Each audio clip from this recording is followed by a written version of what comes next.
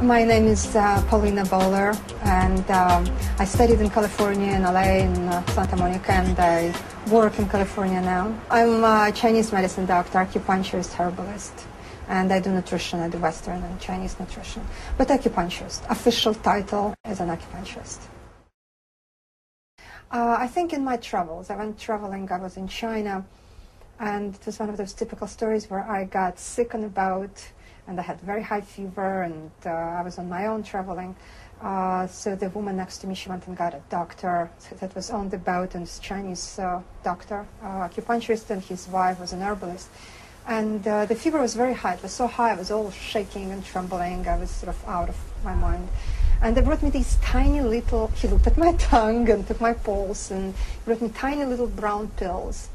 And within hours, my fever broke. And by the end of the day, I was feeling much better. And I was amazed. I mean, antibiotics are not going to work so fast. And I spent 3 days on a boat talking to him. And he was an acupuncturist, as I said, and he was a professor in Wuhan University.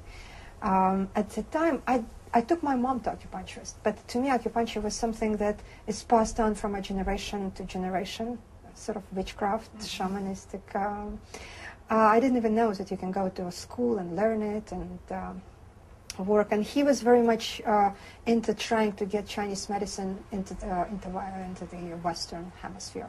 And he spent hours and hours talking to me how I should try and get into it. And he took me to a seminar in Shanghai, which was a seminar on HIV and Chinese medicine.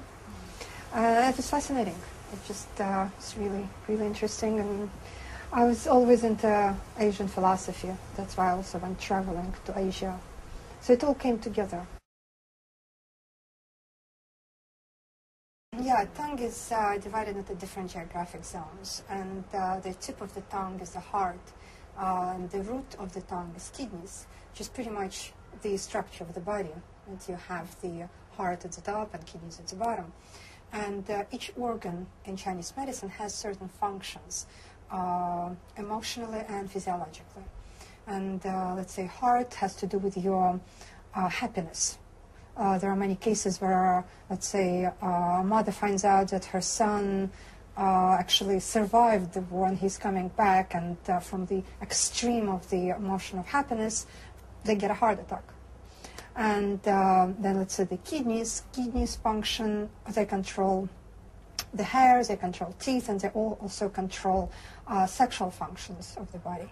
So someone who has, let's say, sexual problems, it will show at the end of the tongue, at the root of the tongue, the kidneys area will be different. It usually comes out peeled.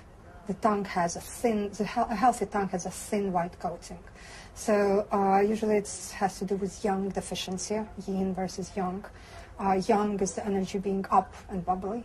So the tongue at the bottom could be a bit more wet, and that would indicate more sexual problems. It's a very ancient technique, and it's all, of course, done by observation. Years literally of observation. And the way it would be, let's say, at certain, because it developed over thousands of years, so let's say at certain times in the development there were epidemics. During an epidemic can take 20, 30 years. They would notice, doctors, that the tongue, majority of people have very similar tongues who are affected by that epidemics. Like today, when I was looking at people's tongue, and in general in my work, I think stress is the epidemics of our age, overwork and stress. So a lot of people had, even if they had some differences in their tongue, they pretty much all had teeth marks and swelling at the edges of the tongue, which are often due to stress affecting liver. Liver is a stress organ, which in turn affects the spleen, and then spleen creates the these marks on the tongue.